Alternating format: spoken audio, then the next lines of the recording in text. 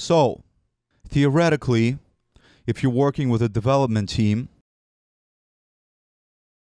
what they are going to be doing is building code. Hopefully, it should be no more than 2 days, 2.5 days. If they're very good developers, you definitely don't want them to develop more than 2 days because they're going to drop a bunch of code on you and you won't be ready for it. So let's say developers they're developing code here. QA is going to be creating test cases at this point in time, alongside with developers. After developers move the code, they will probably drop it for you on Wednesday into dev. After they drop the code into dev, QA's responsibility is to quickly do a smoke test. And developers, with their build process, they have unit tests running. And let me add one more guy here. Let's call him a UFT engineer, since now there's no more QTP. No more such thing, guys, as QTP. It's now UFT. So forget about QTP. So UFT engineer also has the build to dev, and he will also do a smoke test. He or she. And these are automated. Because hopefully, during this time, you are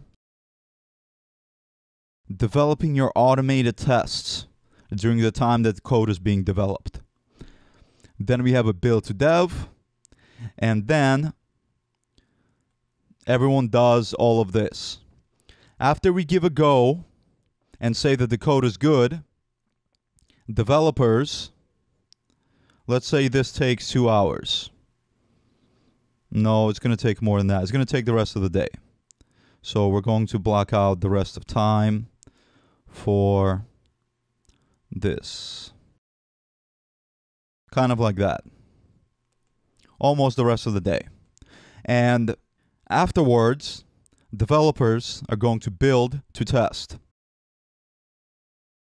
This is to the test environment, guys. This is the dev environment. Usually, the way infrastructure is set up in a software engineering firm is something like this. You guys may have many more environments. You may have, dev test implementation prod. You may have dev test staging prod, whatever it is. I'm just giving you a simple scenario to convey to you exactly when an automation engineer steps in so that you know what to do, when to do it.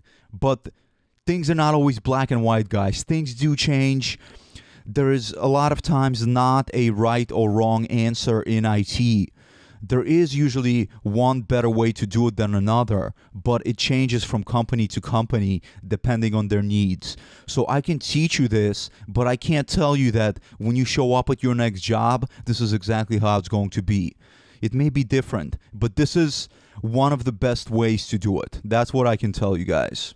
So anyways, we built to test, and then Thursday, when we show up at work, actually, the night of the builds to test, we run our regression suite.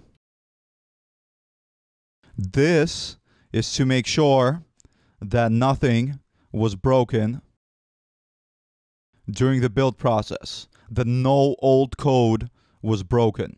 And when everyone shows up in the morning, these guys are going to be running all of this most of the day. They probably should be testing all day.